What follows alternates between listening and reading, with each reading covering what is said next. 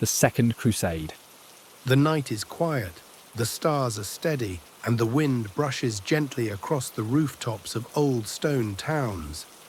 Somewhere in Europe, a monk lights a candle and dips his quill in ink.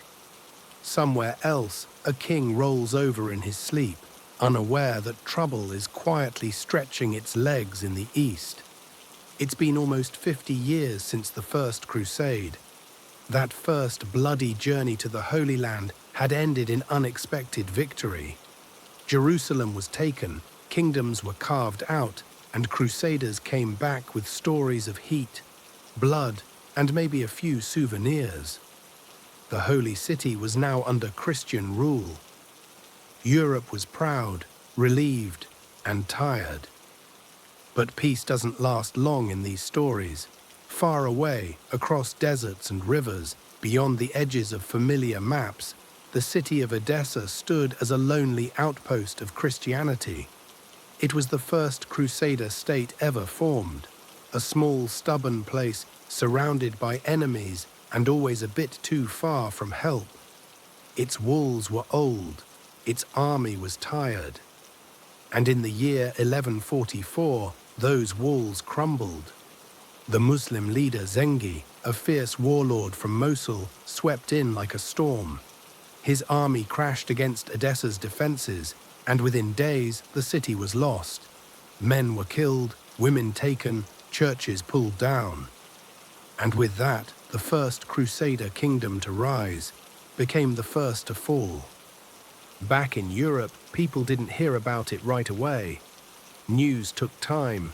There was no Twitter, no late-night breaking news, just dusty riders and trembling messengers galloping over hills and across rivers, handing off letters to bishops and monks who could actually read. When the news did finally arrive, it hit hard. People panicked. Edessa's fall wasn't just one city lost. It felt like the whole crusading dream was cracking. If Edessa could fall, then what about Jerusalem? What about the other Crusader states, Antioch, Tripoli, all those little castles with names too hard to pronounce? The pope at the time was Eugenius III. Not the most famous pope, and certainly not the flashiest, but he understood one thing very clearly. This was bad. Something had to be done. But popes don't fight with swords, they fight with words.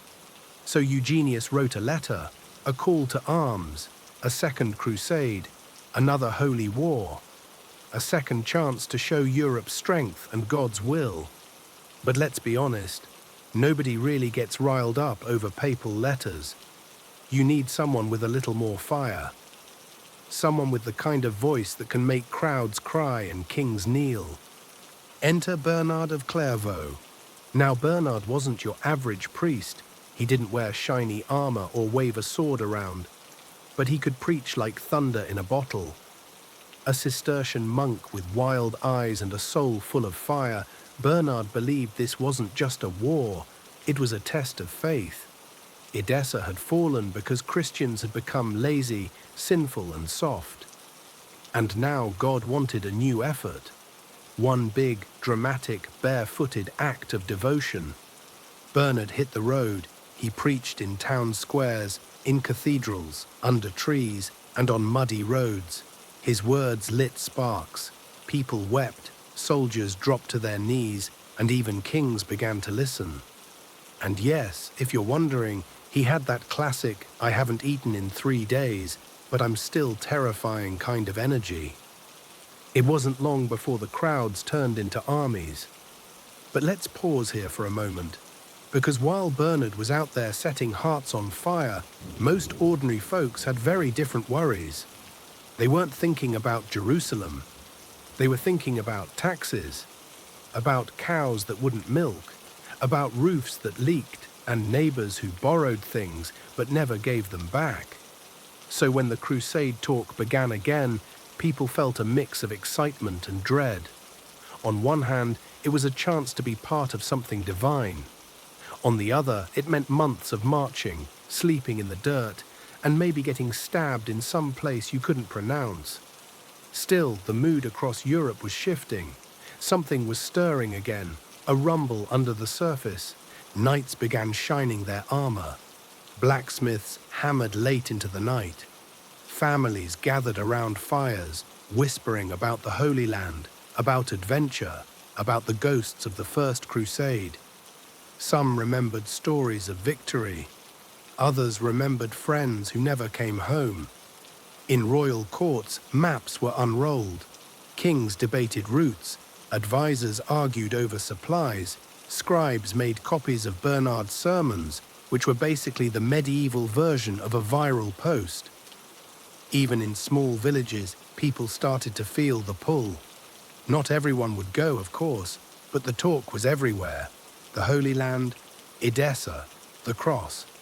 So here we are, at the start of it all. The Second Crusade isn't quite marching yet, but the wheels are turning. The air is thick with purpose. And far off in the east, the crescent moon shines down on ruined walls and silent stones where Edessa once stood. And maybe, just maybe, someone in that broken city looks west and wonders, will they come back? The fall of Edessa didn't cause an earthquake. No cities in Europe collapsed. No stars fell from the sky. In fact, most people probably didn't notice anything at first. Life kept moving. Plows in the fields, markets in the square, bakers waking up before dawn to knead bread. Just another day in medieval Europe. But while the world spun on, something was beginning to shift. Edessa might have been a distant city, tucked behind deserts and mountains, but it had weight. Symbolic weight. It was like losing the first domino. If it could fall, others might too. And once that realization sank in, people started whispering. Bishops whispered in cathedrals. Nobles whispered in castles. And in the still halls of the Vatican, Pope Eugenius III wasn't whispering at all. He was writing. His letter, the Quantum Predecessors, was part prayer, part battle cry. He called on all good Christians to rise again, to pick up the cross, strap on the sword, and march east like their forefathers had done. He praised the glory of the First Crusade and promised salvation to any soul who joined this second one. Spoiler, this wasn't a limited time offer. Indulgences were back on the table. But the letter needed a messenger, someone people actually wanted to hear speak. Enter again the one and only Bernard of Clairvaux, now with a bit more urgency in his step. If he was intense before, now he was practically glowing with purpose. He read the Pope's letter and nodded like, yes, this is it. Then he rolled up his sleeves, metaphorically of course, monks had those big robes, and hit the road again. This time, Bernard had two major targets, France and Germany. Why? Because they had the biggest armies and the most famous crowns. If you could convince the kings, the people would follow. And that's exactly what he planned to do. Let's start with France, shall we? King Louis VII was already feeling guilty. A few years earlier, he'd gotten into a messy argument with some rebellious nobles, which ended with his army burning down a church. Not ideal. People had died, including women and children. So Louis, a deeply pious man, was carrying that weight like a stone in his chest. When Bernard arrived and spoke of a holy war, Louis didn't need much convincing. He saw it as a way to make things right with God, a spiritual reset button. He dropped to his knees and took the cross in front of a huge crowd. It was dramatic, emotional, like a royal movie moment minus the camera crew. And that was just the beginning. Once Louis took the cross, everyone followed. Nobles, knights, merchants, even peasants. Many just wanted to go because, well, it sounded epic. Pilgrimage, glory, maybe even a slice of heaven. People crowded around Bernard, begging for crosses made from his robes. They were literally tearing pieces off his clothes like fans at a medieval rock concert. France was on fire with crusade fever, but Bernard wasn't done. He turned north and headed toward the Holy Roman Empire, where Emperor Conrad III ruled. Now, Conrad was a bit harder to crack.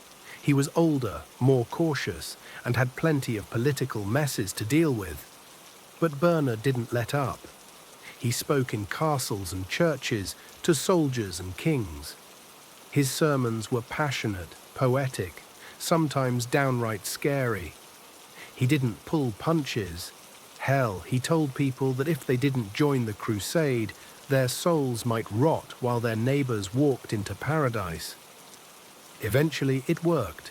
In the city of Speyer, before a massive crowd, Conrad took the cross too. And just like in France, once the emperor stepped forward, everyone else followed. The German army began to form. Another holy host was gathering. At this point, it was official. The Second Crusade was alive. But it wasn't just royalty getting ready. Across Europe, in little towns and villages, people packed bags and prayed. Families cried. Children clutched wooden crosses. Blacksmiths made swords. Farmers sold goats to buy armor they had no idea how to wear. It was a mix of chaos and devotion. Some wanted redemption, some wanted adventure, and a few just wanted to get out of their tiny village for once. Not everyone was thrilled, though. Many church leaders warned about crusaders attacking Jews again, like in the First Crusade. Bernard, to his credit, spoke out against that kind of violence. He even traveled to Germany to shut down a rogue monk who was encouraging attacks on Jewish communities. Bernard was intense, but he had a line, and that was one of them. Still, the build-up was massive. Roads were busy with wagons, horses, and long lines of people who had never traveled farther than the next town. Now they were marching to Jerusalem, or at least that was the plan. And through it all, there was a strange kind of energy in the air. Hope mixed with fear. Excitement tangled with doubt. People sang hymns and told stories around fires. They prayed at crossroads. Some even saw visions. Clouds shaped like crosses, stars that moved in odd ways, dreams of angels guiding them eastward. And somewhere, in a quiet church lit by flickering candles, an old monk copied a new map.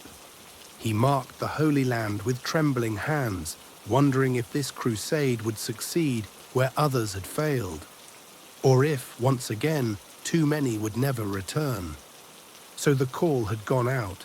The kings had taken the cross, the people were moving, and in the dusty east, the Muslim world was beginning to take notice. The echoes of Edessa had traveled far, and they weren't fading anytime soon. If you walked into a French village around the year 1146, chances are you'd hear the name Bernard being whispered before you even reached the town square. And not Bernard the blacksmith, or Bernard with the tooth gap. No, this was Bernard of Clairvaux, the preacher in the cloak, the monk with the fire in his eyes and thunder in his voice. He didn't look like much. Thin, pale, wore the same simple wool robe every day. Not exactly the poster child for a military campaign. But when Bernard spoke, oh boy, people didn't just listen, they dropped to their knees, sobbing. He had this way of making you feel like your soul was standing in front of God, holding a very overdue apology note. Bernard wasn't new to fame. By the 1240s, he was already one of the most well-known monks in Europe. He'd written letters to popes, argued with scholars, and basically helped shape the medieval church. But he didn't care much for politics or luxury. He lived in a monastery in Clairvaux, a quiet little place surrounded by trees and silence, until, of course, he left to shake the entire continent awake. When news came that Edessa had fallen and Pope Eugenius III called for a Second Crusade, Bernard didn't hesitate. He believed this wasn't just a military mission, it was a divine test. In his mind, God wasn't angry at Muslims. God was disappointed in Christians. Europe had gotten lazy, sinful, distracted. Too many feasts, not enough prayers. So Bernard made it his mission to fix that. With words. He started in Vézelay, a hilltop town in Burgundy. It was Palm Sunday, and the crowd was so big they had to hold the sermon outdoors. Some say tens of thousands came. People climbed trees just to hear him. It wasn't quiet reverence either. This was medieval hype. Bernard stood up, thin and almost glowing in the spring sunlight, and began to speak. He didn't shout. He didn't wave his arms around. He just spoke with the kind of calm intensity that made you forget to blink. He reminded people of Jerusalem, of their sins, of the glory and shame of the First Crusade. He painted heaven like a warm fire on a cold night, and hell like a pit, just waiting for lazy knights and greedy nobles. Then slowly he opened his cloak and revealed crosses sewn into the lining. The crowd went silent. He began cutting them out, one by one, handing them to people who came forward. That was how you took the cross. You received a small cloth cross, usually red or white, and sewed it onto your clothing. It was a symbol of your vow, your mission, your new path. Once you took it, there was no turning back, not without major spiritual consequences. At some point, Bernard ran out of crosses, so he took off bits of his robe and started tearing it into more. The crowd surged forward. People wanted just a scrap of his garment, as if it carried a piece of heaven in it. Honestly, it probably looked more like a frenzy at a medieval concert than a church sermon. But Bernard wasn't interested in fame. He didn't take money, didn't ask for titles, didn't travel with bodyguards or banners. He just moved from town to town, preaching. In Langres, Troyes, Dijon, Reims, Cologne, and dozens more, he delivered the same message. You are being called, not by me, not by the Pope, but by God. And people believed him. Farmers left their fields, blacksmiths left their forges, whole families packed up, ready to follow the army east. It wasn't always practical. Some didn't know where they were going. Others thought Jerusalem was only a few weeks away. But the feeling, this pull, was real. Bernard's reach extended even into royal halls. We've already seen how King Louis VII of France took the cross at Vézelay, and how Emperor Conrad III followed soon after. But Bernard wasn't just collecting signatures. He visited courts and monasteries, urging people to reform their lives. He preached about love, humility, and the danger of pride, especially among nobles who liked shiny armor a bit too much. Still, not everyone was thrilled. Some people worried this new crusade might repeat the horrors of the first one. You see, back in 1096, some crusaders had attacked Jewish communities in the Rhineland. It was chaos, bloody and brutal. Now, in 1146, whispers of violence were rising again. A rogue monk named Radulf began preaching in Germany, telling people to attack Jews once more. When Bernard heard this, he didn't ignore it. He didn't write a letter or pray about it quietly. He got up, marched into Germany, and personally shut Radulf down. He told crowds that attacking peaceful Jews was not just wrong, it was the opposite of everything the Crusade stood for. If you want to fight evil, he said, start with the evil in your own heart. That took guts. But Bernard had them. Despite the challenges, his campaign worked. By the end of 1146, thousands across Europe had taken the cross. The armies were forming, the roads were filling. And Bernard, he quietly returned to Clairvaux. His part was done. The preacher in the cloak had lit the spark. Now it was up to kings and soldiers to carry the fire east. But fire, as we'll soon see, doesn't always burn where you expect it to. So far we've heard about monks and messages, preachers and promises. But every grand story needs its big names, its crowned heads, its royal robes, and maybe a sword that's more for show than battle. In the tale of the Second Crusade, two kings stepped forward. Not just any kings either. These were the ones who didn't just rule lands, they ruled attention.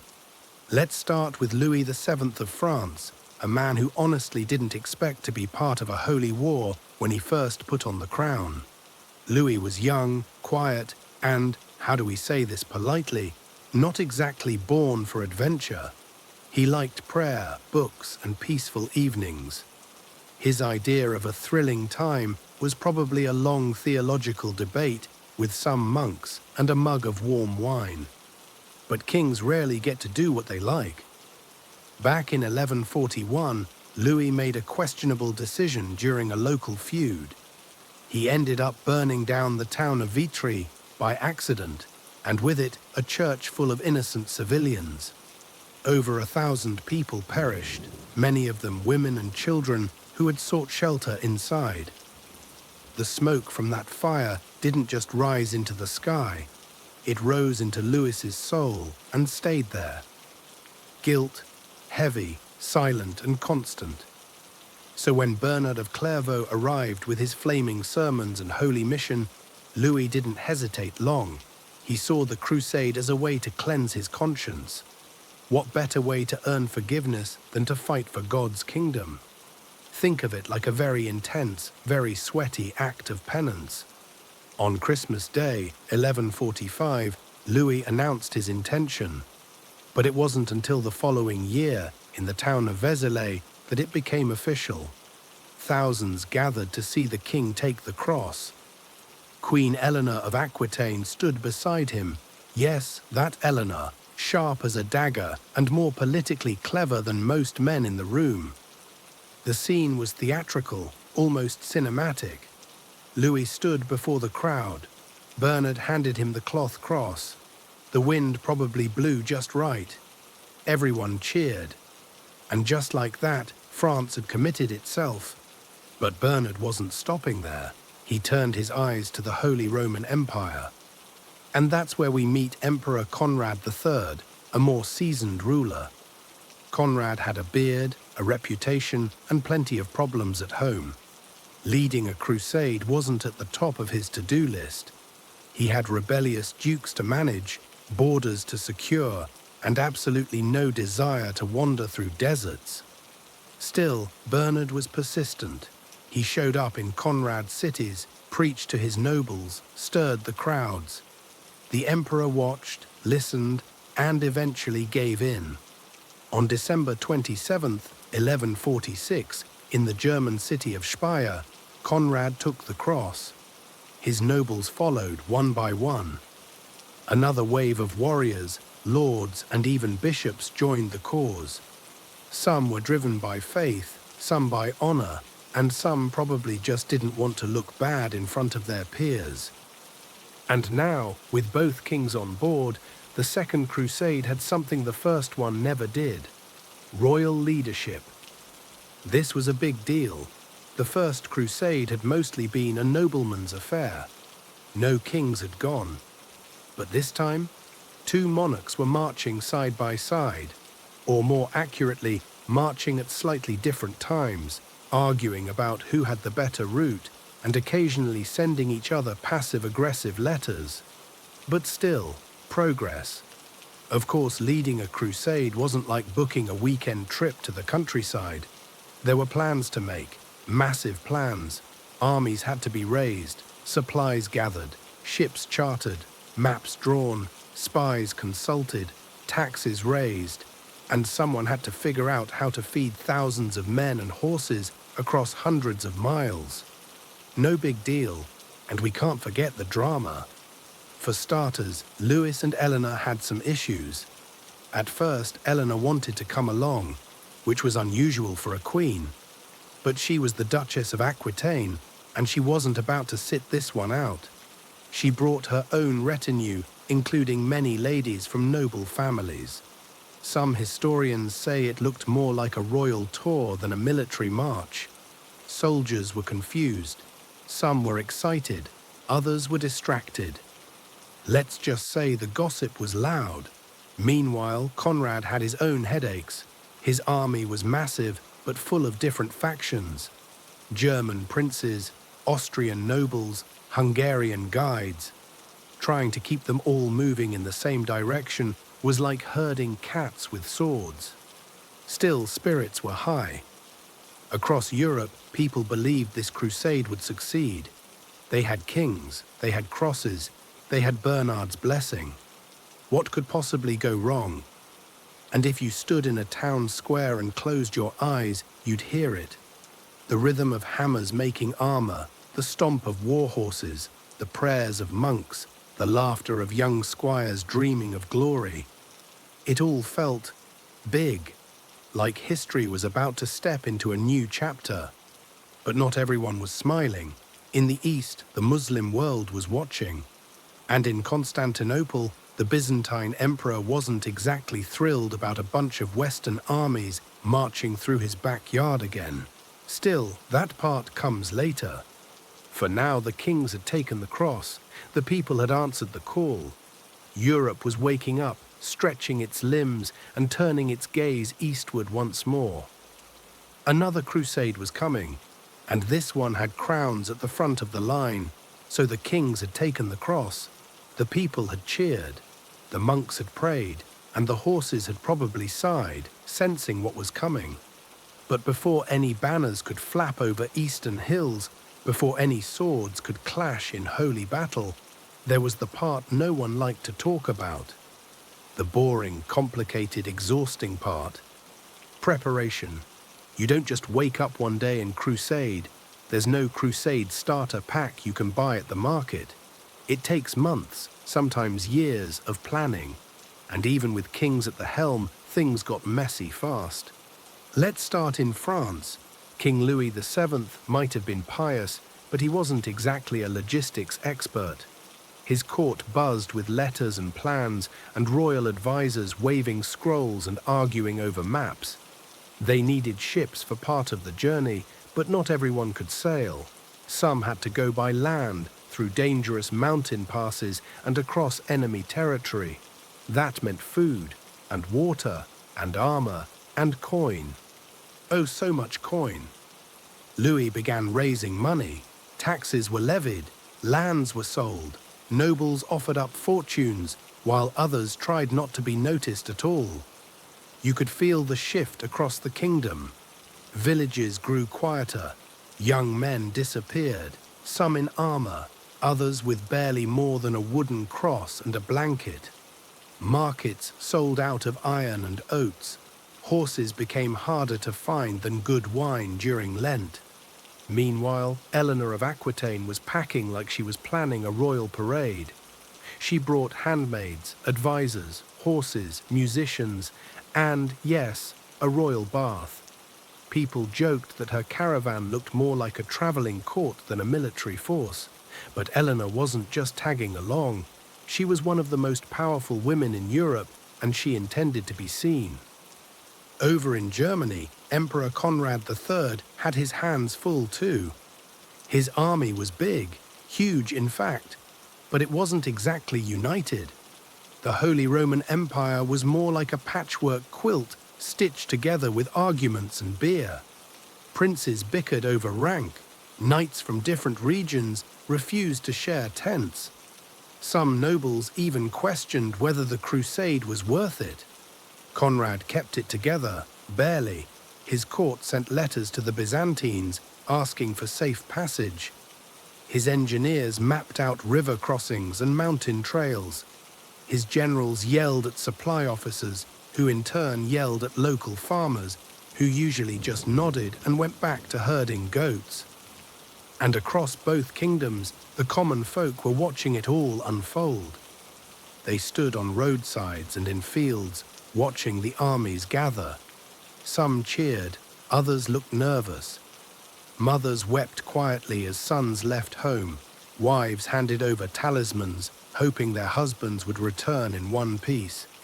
Even children felt it, the sense that something big was coming, and that not everyone would come back the same. In cities, rumors swirled like smoke. People whispered about what lay beyond the horizon, about distant deserts and strange enemies. about how some crusaders from the First Crusade had returned rich, and others hadn't returned at all. But let's not forget the hopeful ones. There were plenty of dreamers in those camps, young knights polishing their swords, convinced they'd find glory. Poor men praying to become heroes, priests scribbling psalms on parchment.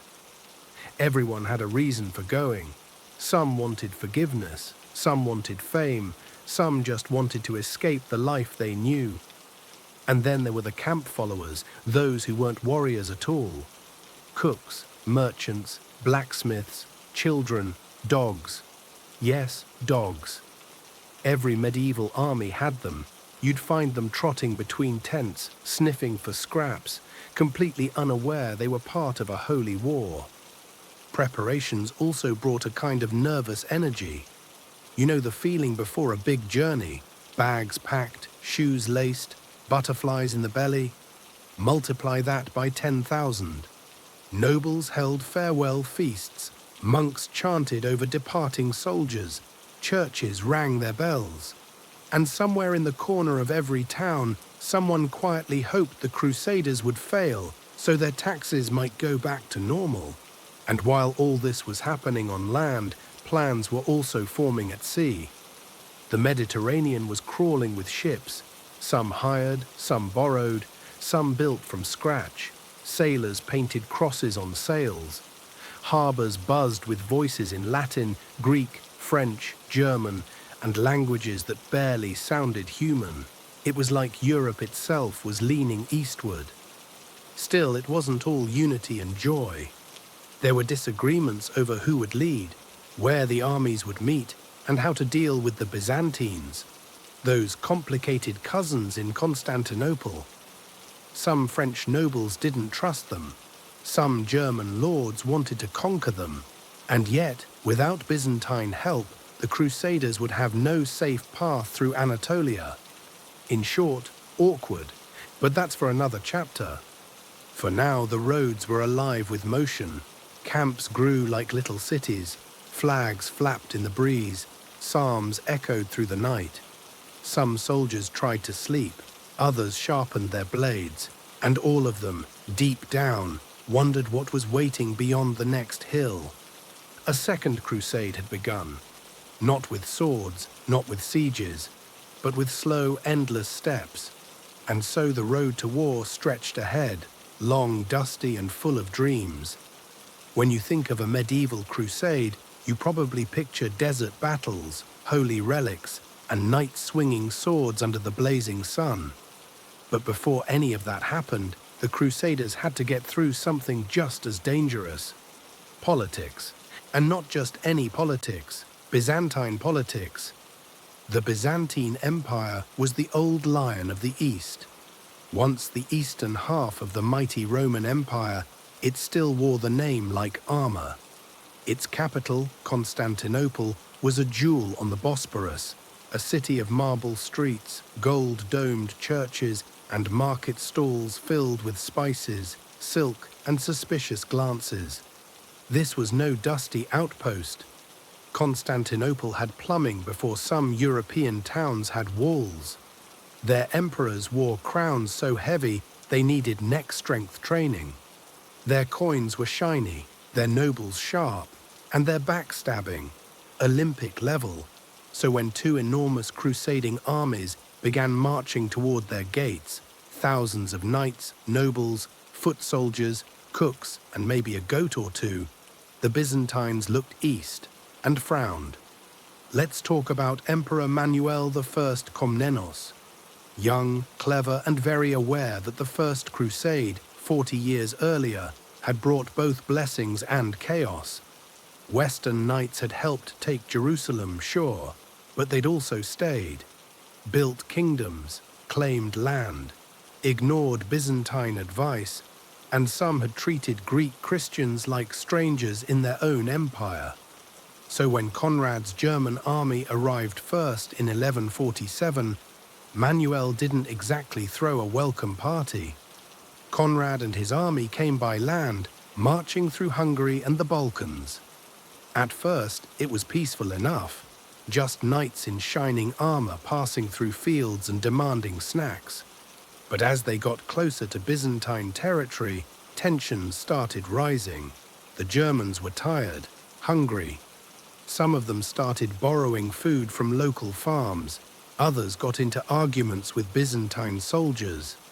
Nothing too dramatic at first, but enough to make the emperor nervous.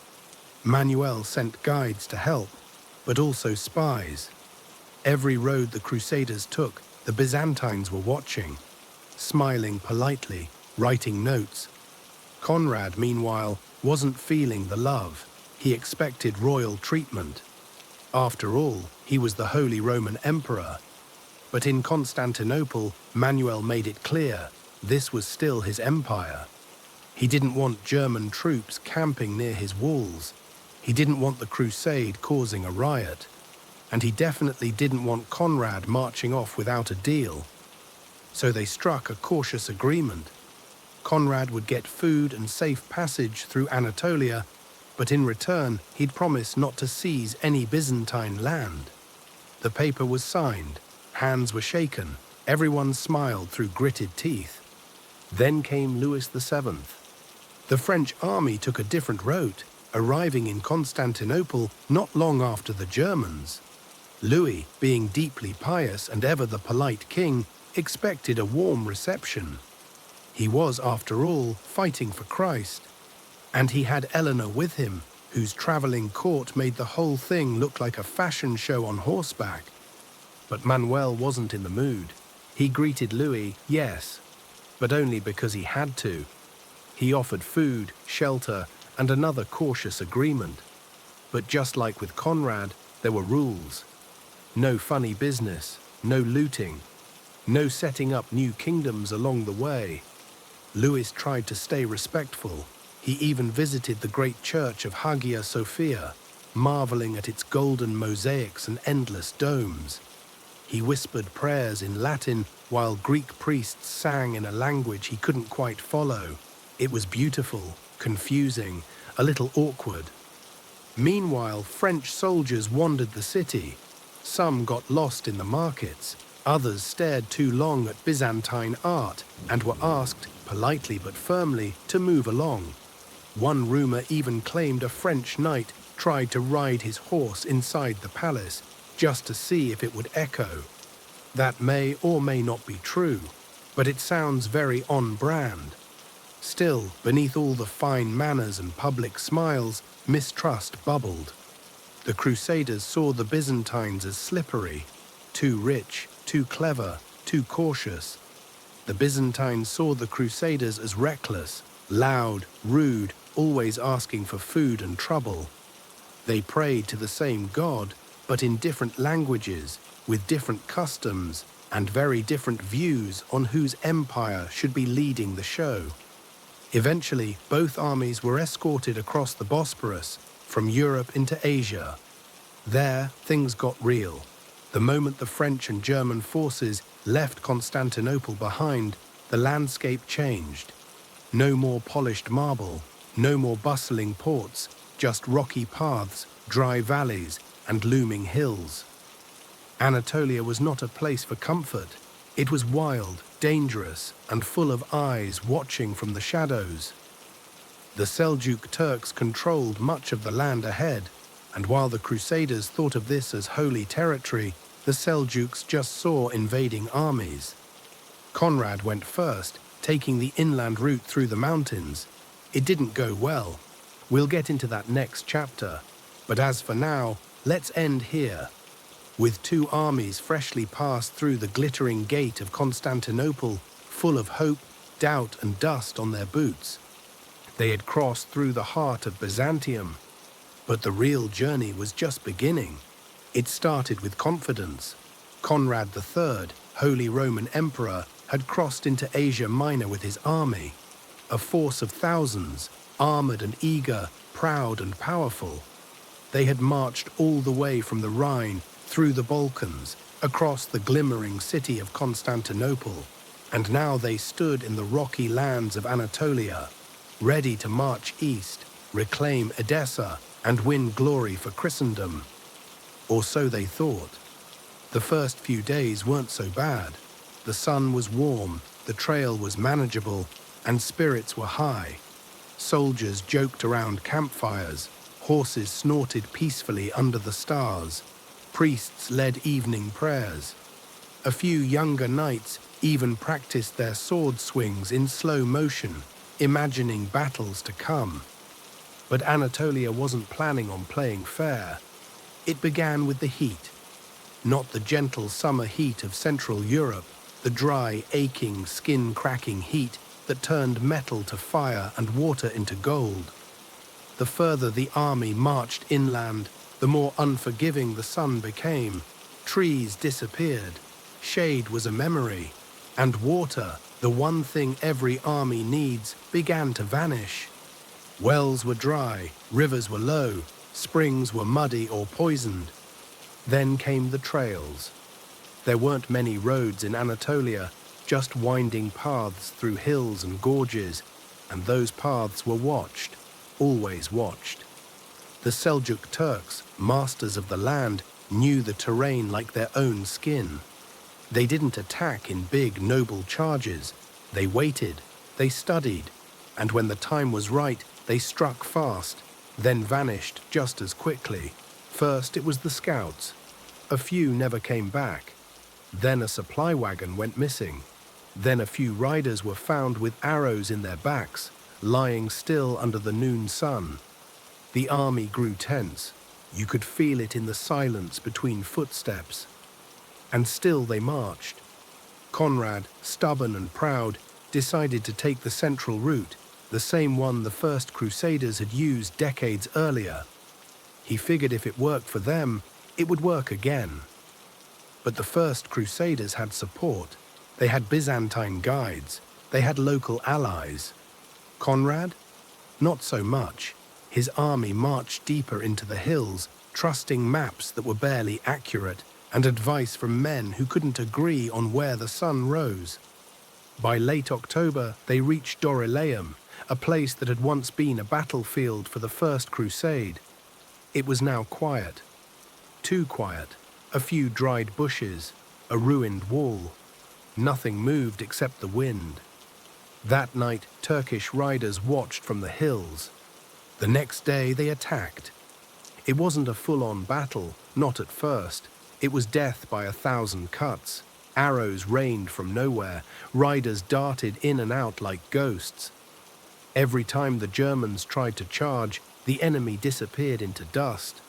Wounded men screamed for water. Horses panicked. Soldiers lost formation. And the worst part, no one knew which way to run. The landscape all looked the same, dusty, dry, endless. The army broke apart. Some retreated, some tried to fight, some just collapsed from heat and thirst. Conrad himself was wounded, an arrow in the leg, some say. His personal guard rushed him to safety. By evening, the great army of the Holy Roman Empire was scattered across the hills like broken toys. What followed was days of chaos. The surviving Germans wandered through the valleys, trying to regroup. Some were picked off by more Turkish raids. Others died of dehydration. A few lucky ones stumbled upon Byzantine outposts and begged for help. Conrad, bruised and humiliated, made the difficult decision to turn back. He led the remains of his army to the Aegean coast, limping toward Nicaea, where the Byzantines gave them shelter. Not out of kindness necessarily, but out of political necessity. And so the first of the two royal crusading armies had been crushed before it even reached the Holy Land. News of the disaster spread fast. In Constantinople, Manuel Komnenos raised an eyebrow. This was exactly what he'd been afraid of. A Western king, defeated on his soil, now begging for help. It was awkward, to say the least. Back in France, when word reached Louis VII, there was a long silence in his war council. The Germans had gone ahead and failed. Now it was Louis's turn to try the same road, and suddenly it didn't seem so promising. But we'll get to him in the next chapter. For now, picture Conrad sitting in a borrowed chamber somewhere near the coast. His armor dented, his sword untouched, his pride quietly aching. He had marched into Anatolia full of purpose. He left it smaller, wiser, and deeply aware that the Second Crusade was going to be far harder than anyone had imagined. No glorious charge, no victorious trumpet, just heat, hills, arrows, and silence. If the German crusade was a slow stumble into disaster, the French one was more like a long, awkward fall, starting with high hopes, getting lost halfway down, and ending in a painful thud. Louis VII had watched Conrad's army fall apart with growing anxiety. The news wasn't good. The Germans had been ambushed in Anatolia, scattered, and sent limping back toward the coast. The land was unforgiving, the Turks relentless, and the maps might as well have been drawn by someone guessing with their eyes closed. But Louis was still committed. He had come too far to turn back now.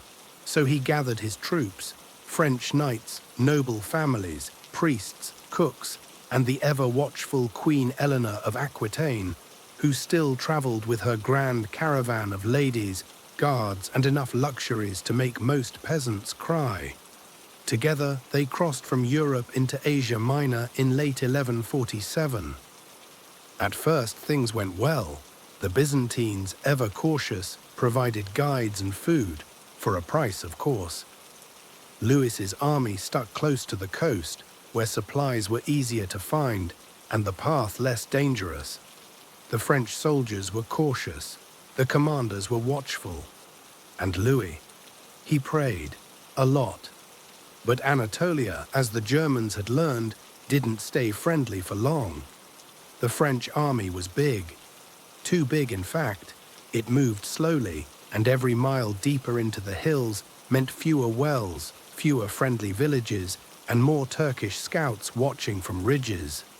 The sun baked their armor, the dust clogged their throats, morale dipped like bread in old soup. They passed the bones of Conrad's fallen soldiers without ceremony. Then came Mount Cadmus. That name doesn't sound scary. It even sounds kind of peaceful, like a place with goats and breezes. But in the winter of 1148, it became the grave of French dreams. Louis's army was trying to cross the mountains in separate groups, a common strategy to keep the roads clear and supplies manageable. But in mountains like Cadmus, it was also risky. One night, Louis's vanguard, his forward group, moved too far ahead. They camped without waiting for the main army. They were tired, hungry, and they thought they were safe. They weren't. At dawn, the Seljuk Turks attacked. It was chaos. Arrows poured down from the hills like rain made of iron. Horses panicked. Men screamed. Some fell into ravines. Others tried to form a defense, but it was too late. The Turks struck fast, then vanished, only to reappear somewhere else. It was like fighting shadows with torches that kept going out. When Louis arrived with the rest of the army, he saw only dust and death.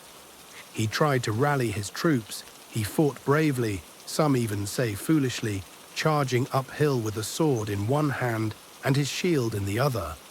At one point, he climbed onto a rock to hold the line himself. For a king, that was bold. For anyone else, it was suicidal. Somehow, he survived.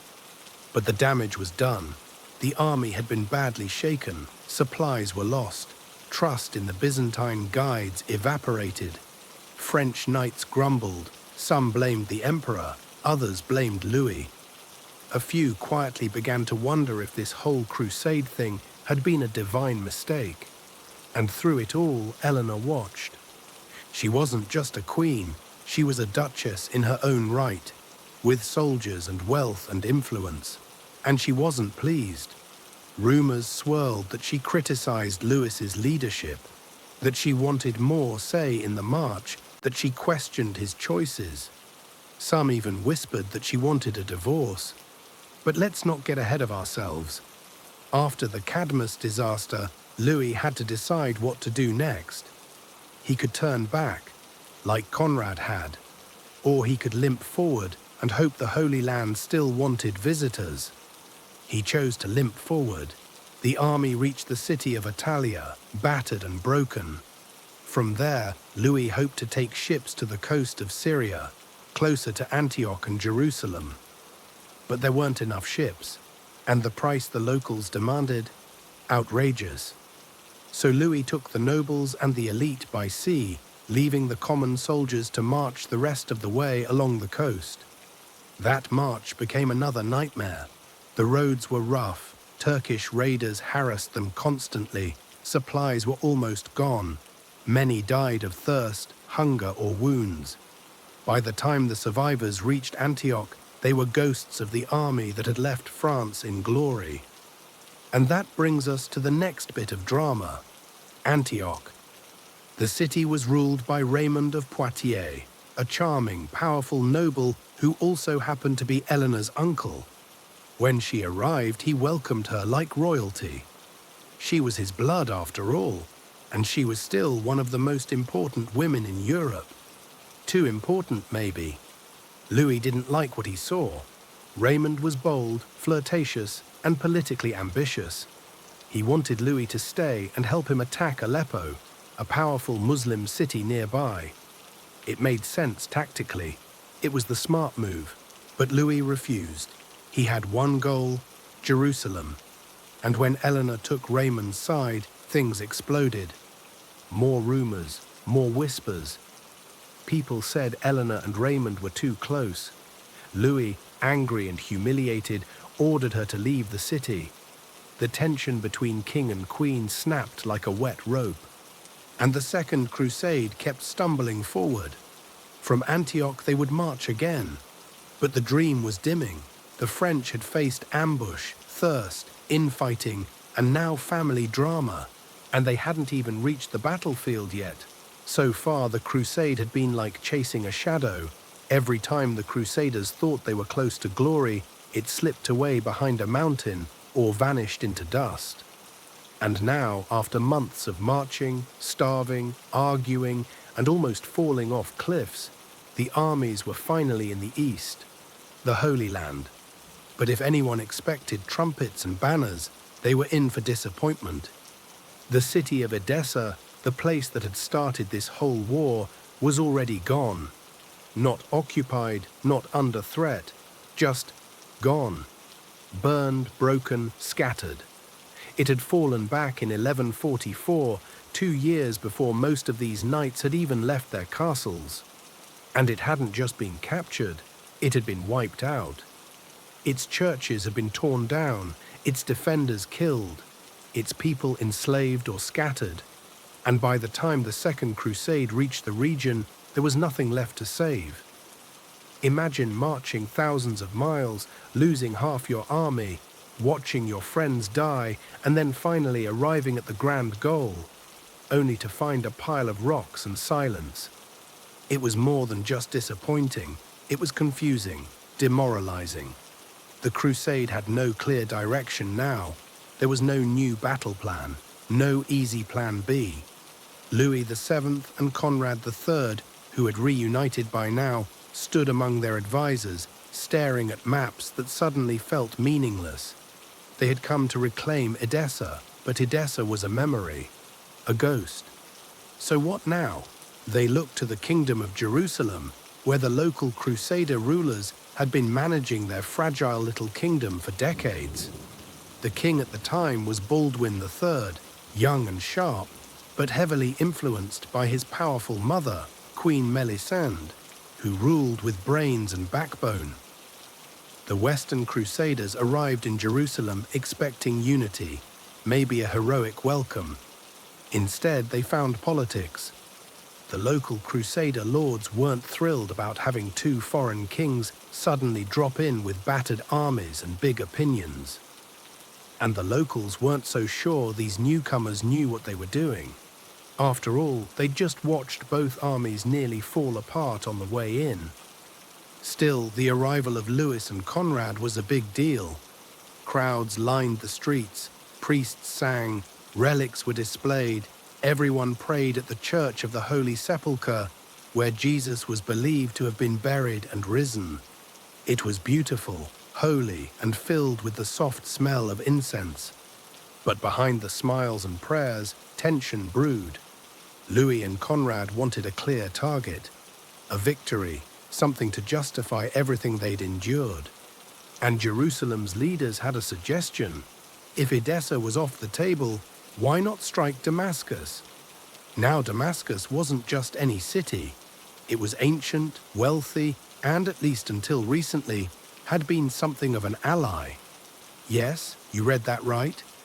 The Crusader states and Damascus had occasionally worked together to hold off other Muslim powers. It was complicated. Medieval politics usually are. But now, under pressure and surrounded by growing threats like Nur ad-Din, a rising Muslim leader gaining power in Syria, the Jerusalem nobles saw Damascus as both a threat and an opportunity. It wasn't Edessa, but it was close. It was something. And so the target was set. The crusade would march to Damascus.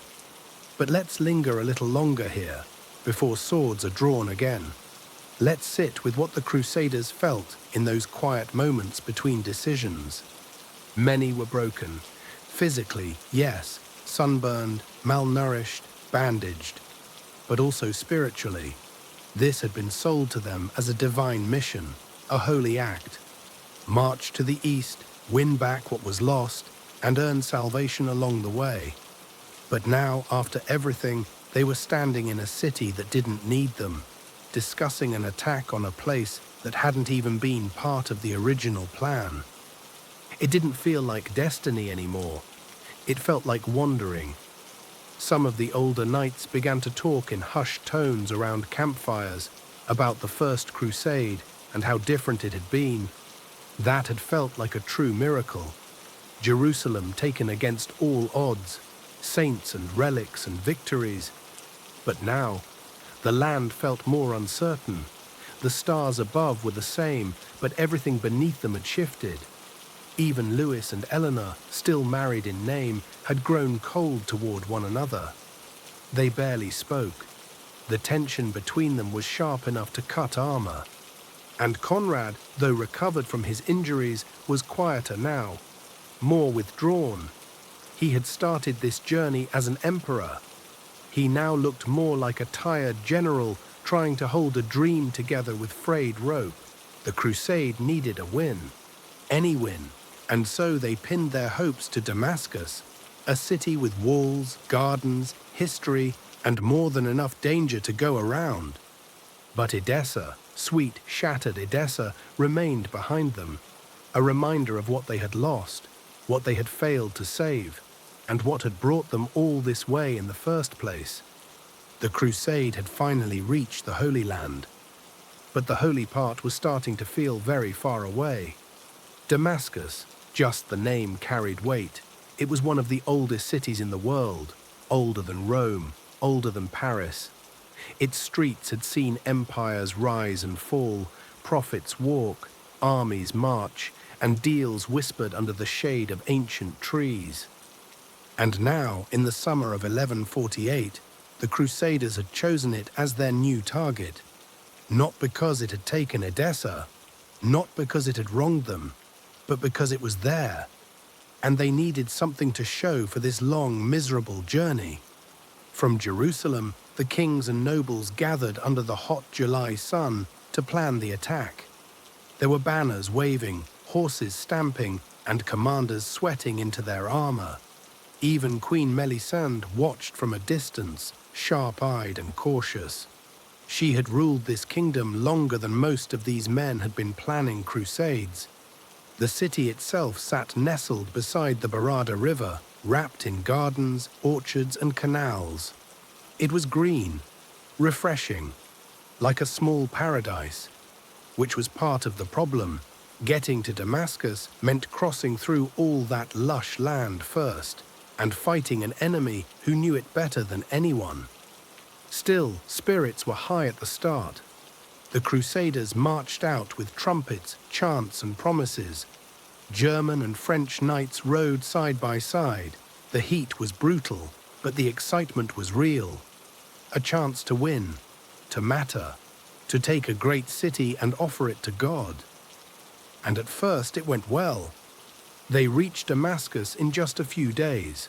No major resistance, no clever ambushes. The orchards were full of fruit. The river flowed. The Crusaders set up their camp on the western side of the city, where the groves gave them cover and water. Then they began the siege. But Damascus was no soft target. The city's defenders fought back hard. Arrows flew from the walls. Boiling oil rained down. Quick raids hit the Crusader flanks. And while the outer groves had been easy to take, the inner defenses were much tougher. Stone towers, strong gates, hidden tunnels. The kind of city that had survived this long for a reason. Still, the Crusaders held their ground. For 3 days, they hammered the city. Archers fired endlessly. Catapults hurled rocks and prayers. The sun beat down. Horses collapsed. Men whispered about water running low. But no one panicked, yet. Then, on the 4th day, something changed.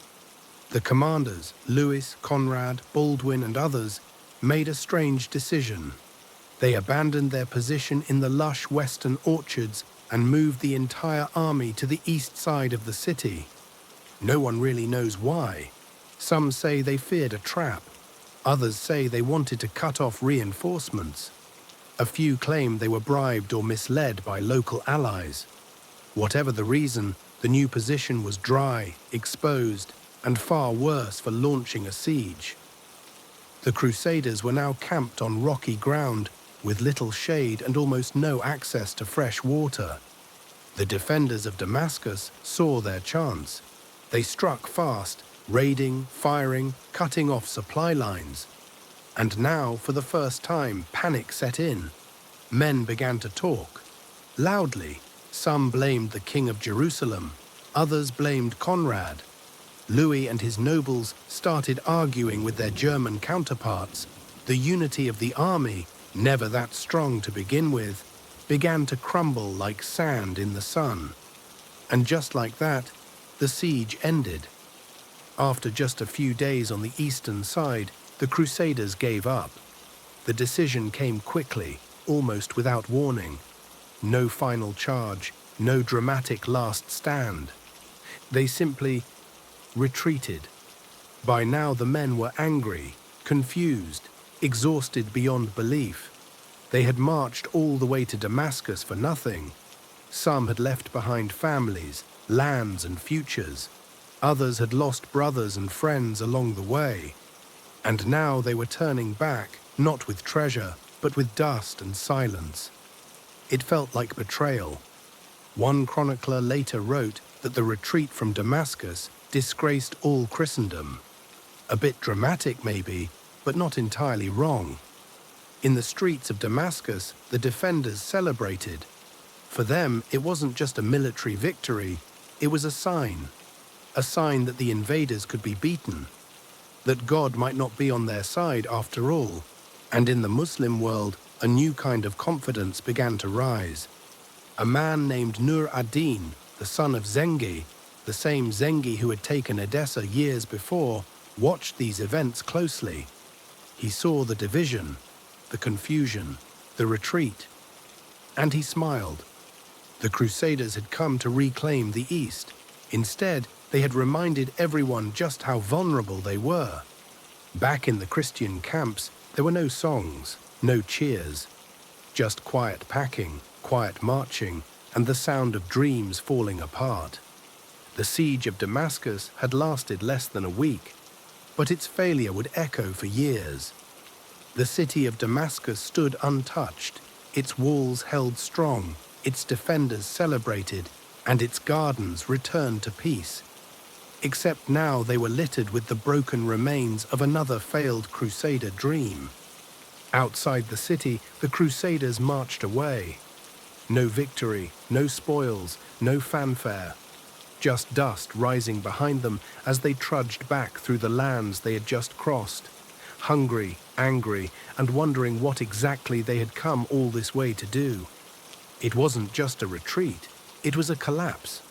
The siege had lasted less than a week, but it had done what no battlefield ambush or mountain trail had managed to do. It broke the Crusade spirit. The French soldiers blamed the Germans blamed the Jerusalem nobles, the locals blamed the kings, and the kings, well, they mostly blamed each other. Let's start with Louis VII. After the failure at Damascus, he didn't hang around long. He left his remaining troops under local command and made his way to Jerusalem, where he tried to pray the disappointment away. Then, with Eleanor by his side, but not exactly at his side, he made plans to return home. The marriage was all but finished. They had started the crusade as king and queen, marching in ceremony and unity. Now they barely spoke. They'd lost too much: troops, morale, and whatever connection they once had. They would return to France together, but not together. And in a few years, the marriage would officially end. Eleanor would go on to marry Henry of Anjou, who'd later become King Henry II of England. That's right, she went from Queen of France to Queen of England. History doesn't sleep. Then there was Conrad III. After the Damascus disaster, Conrad didn't see much reason to stick around either. He took what was left of his army and sailed back to Germany. Sick, bitter, and defeated, he left the Holy Land with more questions than answers. His empire had survived, but his reputation? Not so much. Even Baldwin III, the king of Jerusalem, looked a little dazed. The plan had been simple: host the Western kings, join them in victory, and secure the kingdom's future. Instead, they'd marched to Damascus, made a mess, and now everything was worse. The kingdom had lost a potential ally in Damascus.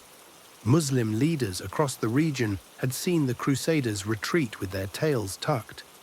And a man named Nur ad-Din, now ruler of Aleppo and growing stronger by the day, had noticed. The cracks were spreading. Back in Europe, word of the failure spread faster than the Crusaders themselves. Letters were sent. Monks wrote angry chronicles.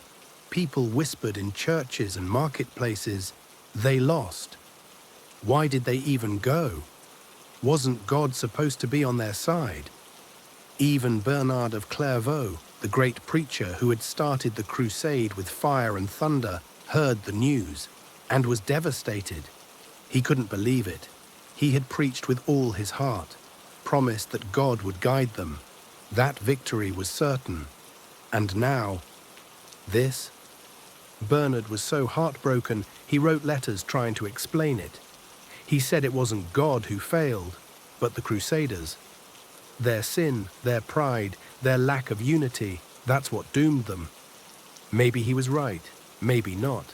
Either way, the dream he had lit had burned out far too soon. And so the Second Crusade came to an end, not with triumph, but with confusion. It was supposed to be a righteous mission, a sequel to the great victory of the First Crusade. But instead, it became a long, bloody, expensive journey that went nowhere. A march of kings that ended in muttering and maps that didn't change. And in the East, things began to shift. The Muslim world, once divided and bickering, started to unify under strong leaders like Nur ad-Din.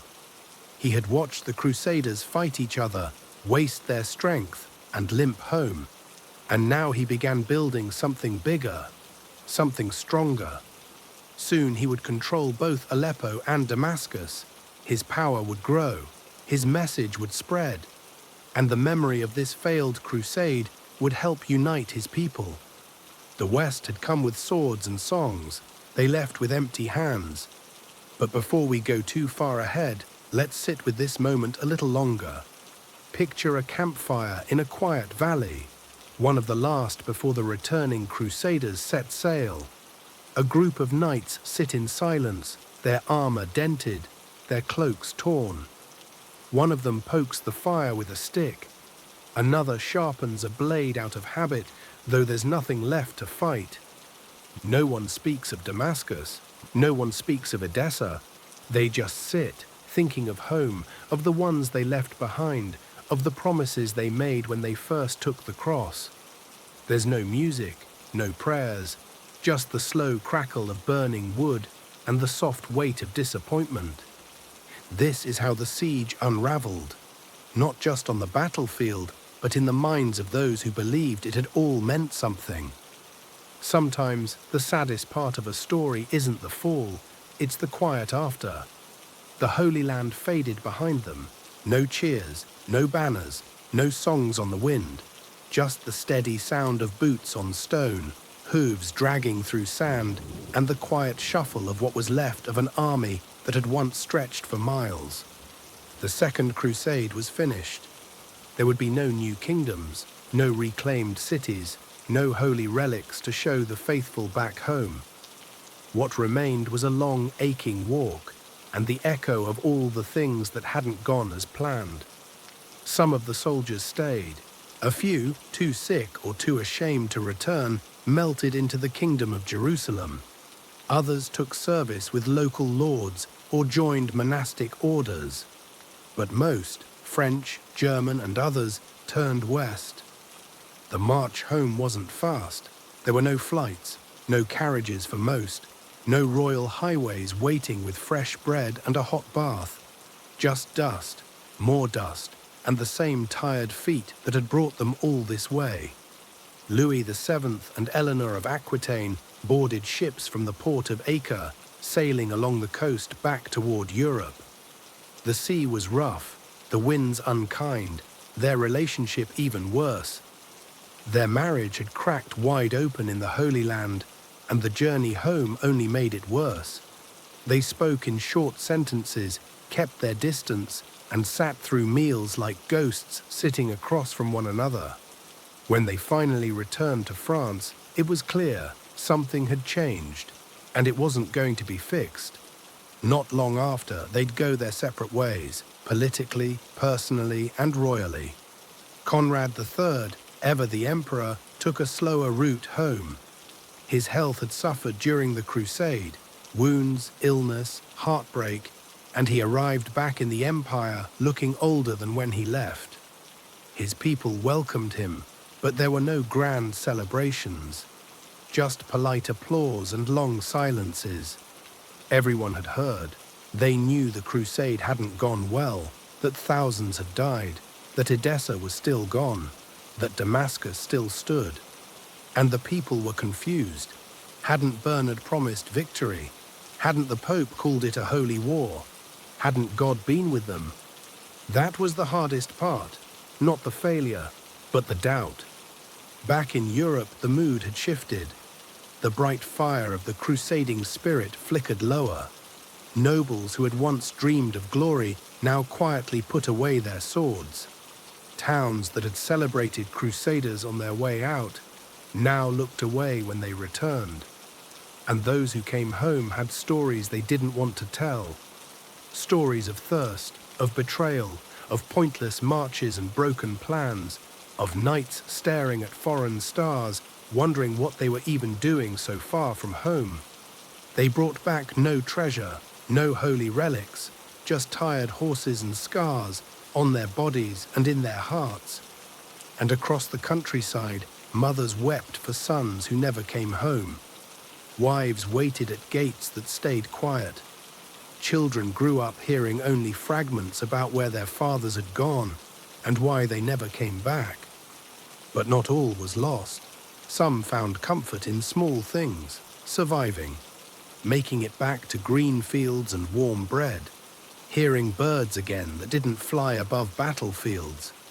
Others returned changed.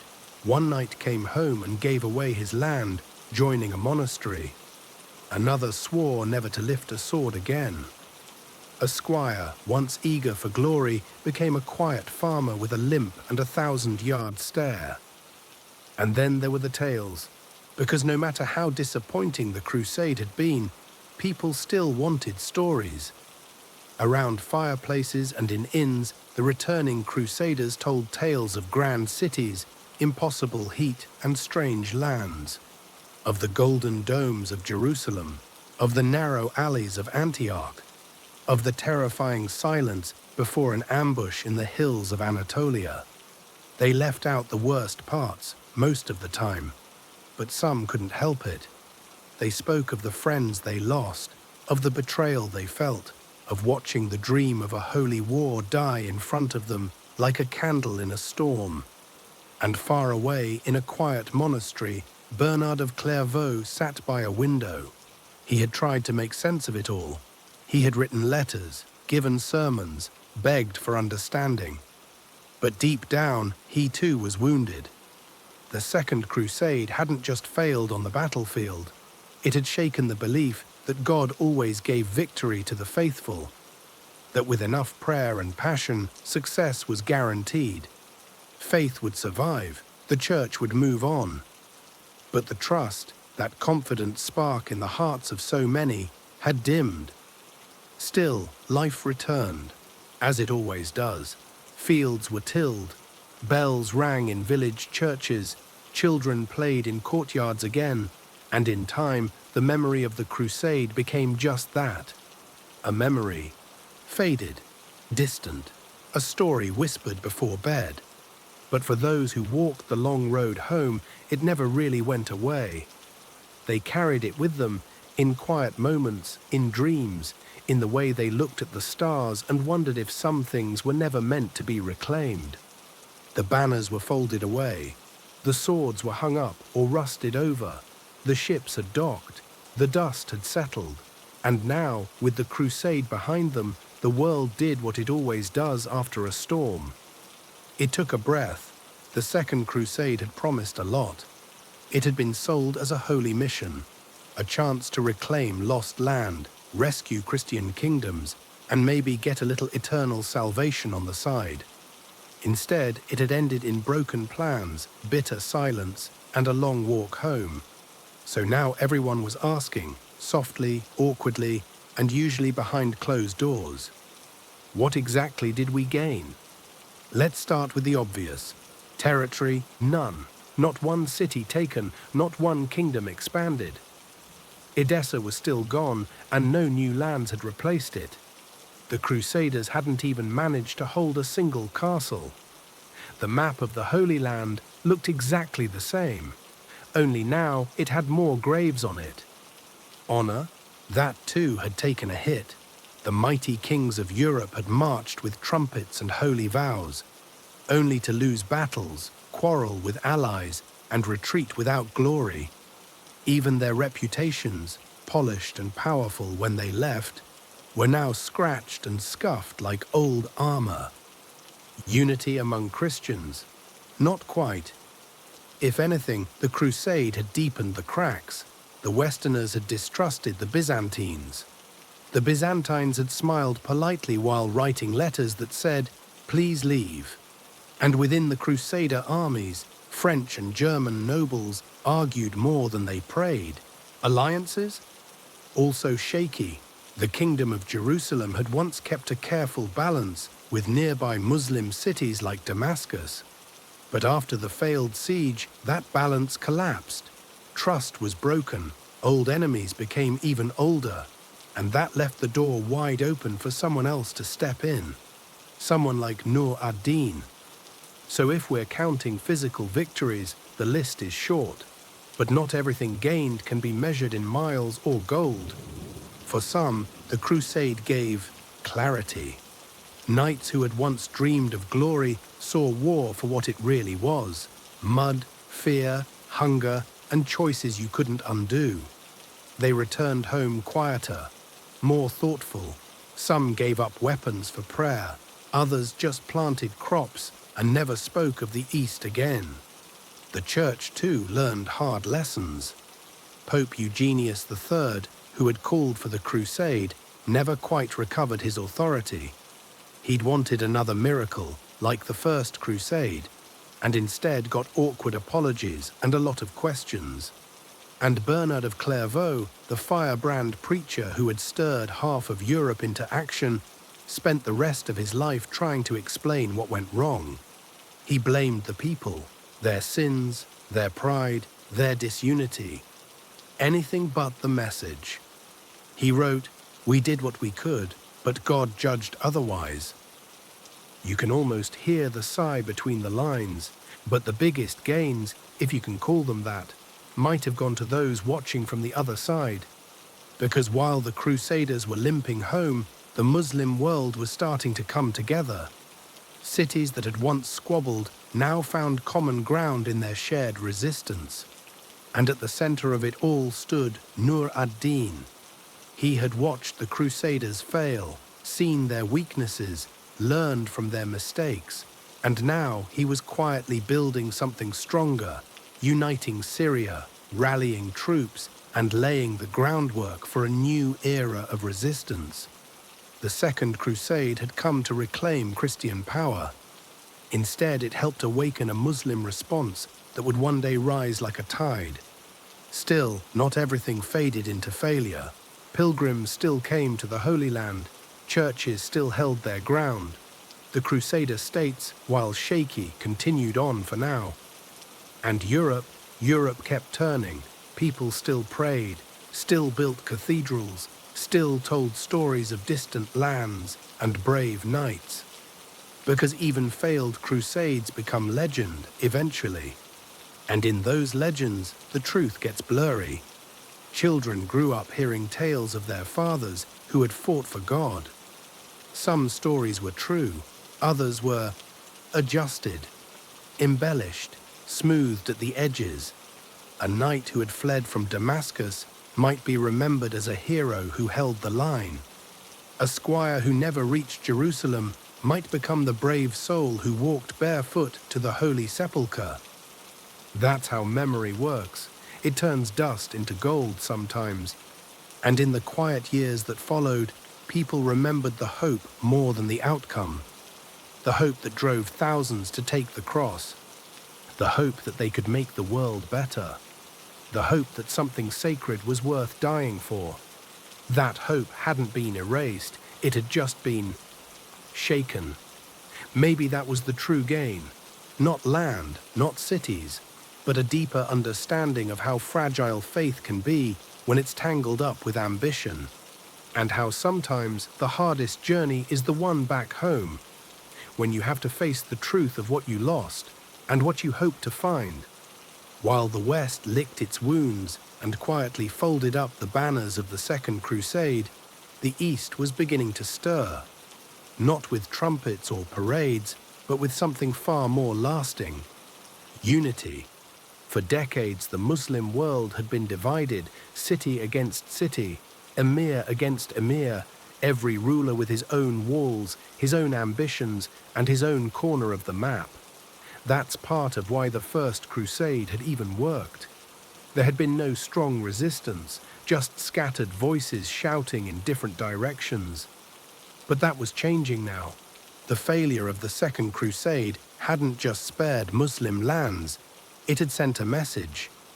The Christians were beatable, their kings could be confused, their armies could fall apart, their holy wars could lose. And in this shifting moment, one man stepped forward, Nur ad-Din, son of Zengi, the warlord who had first conquered Edessa and triggered the whole crusade. Nur ad-Din was different from the loud, boastful rulers of his time. He was sharp, patient, deeply religious, a man of quiet strength and long plans. While Crusader armies argued over maps and got lost in the mountains, Nur ad-Din watched. He saw how divided the West was. He saw how they betrayed their allies, how they fought each other, how they bled themselves dry for no gain. And he took note. Then he acted. After the crusade collapsed at Damascus, Nur ad-Din moved quickly. The city had survived the siege, but now it was vulnerable. Its old alliances were broken. Its trust in the Franks shattered. And so, in 1154, just a few years after the Second Crusade ended, Nur ad-Din took Damascus for himself. Not through trickery, not through chaos. He was welcomed. The people had grown tired of division, tired of being caught in the middle. And Nur ad-Din offered something new, a vision of unity, of justice, of one cause, one leadership, one direction. For the first time in decades, Aleppo and Damascus, two of the most powerful cities in Syria, were under the same rule. That changed everything, because now, instead of Muslim cities fighting each other, they could begin to turn their focus outward, toward the Crusader states. Those fragile little kingdoms, carved out after the First Crusade, were still hanging on. Jerusalem, Tripoli, Antioch. But now they were surrounded by someone who wasn't just fighting a local war. Nur ad-Din saw this as a divine struggle, not just a political chess match, but a holy cause. He supported scholars, built madrasas, encouraged sermons that spoke of jihad, not in the way crusaders used the word holy war as a burst of fury, but as a slow, steady call to defend the faith and push back the invaders. He didn't rush, he built fortresses, armies, ideas. While the West was wondering what had gone wrong, the East was getting ready. And something else was happening too. A young boy was growing up in a distant city called Tikrit. He was Kurdish, quiet and observant. His name, Salah ad-Din. But in the West, he would be remembered as Saladin. He wasn't famous yet, not even close. But he would serve Nur ad-Din, learn from him, watch his patience, his strategy, his faith. And when Nur ad-Din passed on, that boy would take the torch and do something no one thought possible. But that's a story for another night. For now, Nur ad-Din ruled Syria, and the Crusaders began to fear what was coming. They had lost a golden chance.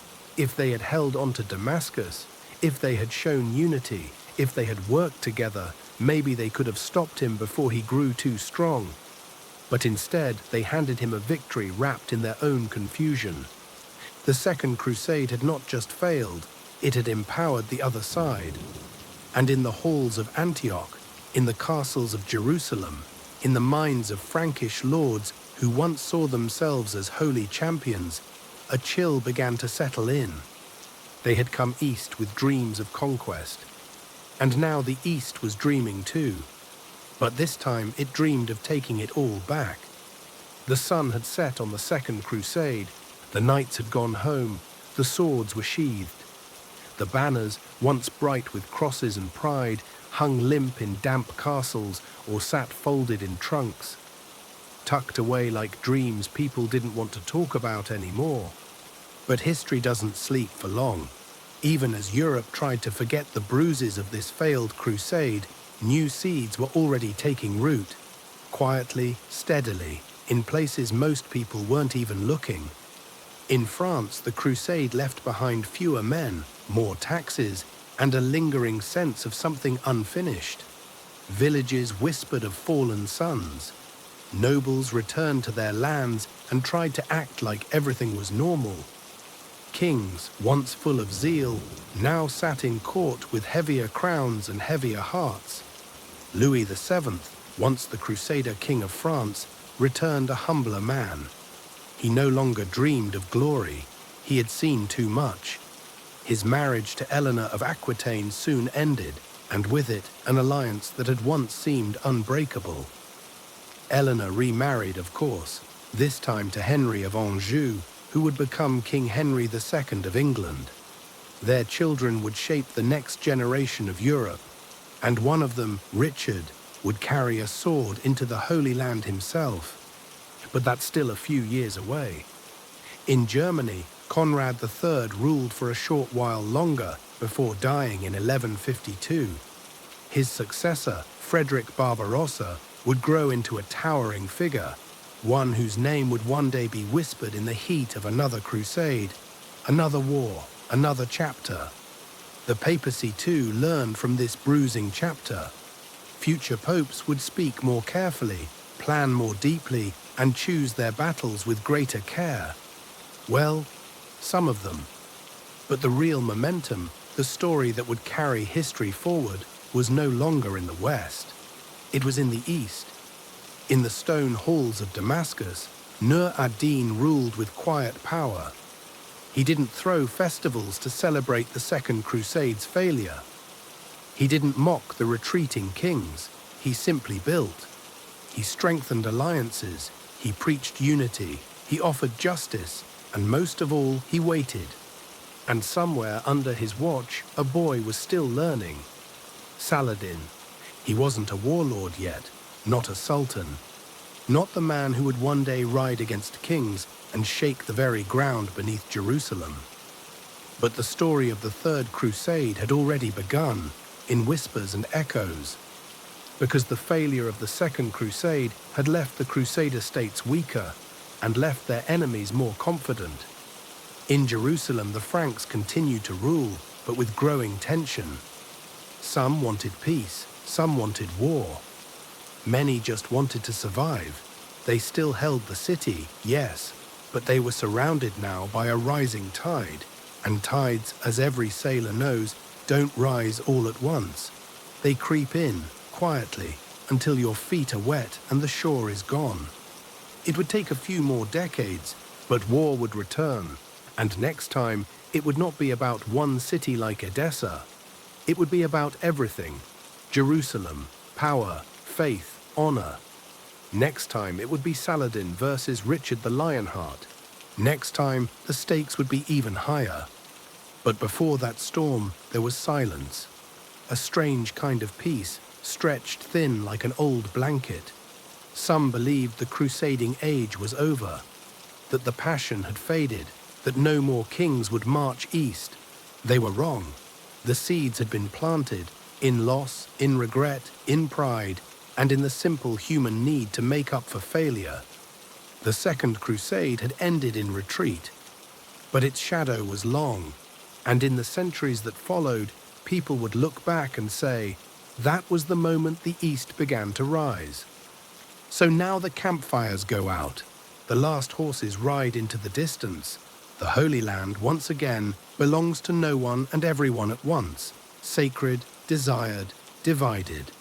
And under a quiet sky, the ground remembers everything.